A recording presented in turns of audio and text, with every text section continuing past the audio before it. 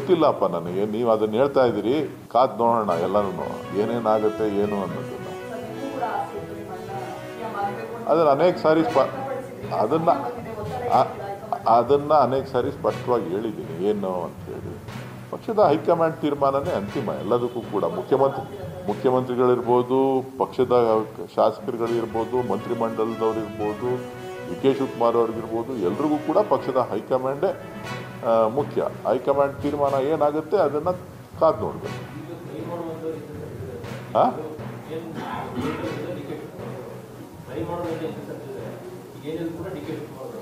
ಗೊತ್ತಿಲ್ಲ, ಕಾದು ನೋಡೋಣ ಅಪ್ಪ. ನನಗೇನು ಅದ್ರ ಬಗ್ಗೆ ಐಡಿಯಾ ಇಲ್ಲ. ನೀವು ಹೇಳ್ತಾ ಇದ್ದೀರಿ, ನಾನು ಕೇಳ್ತಾ ಇದ್ದೀನಿ.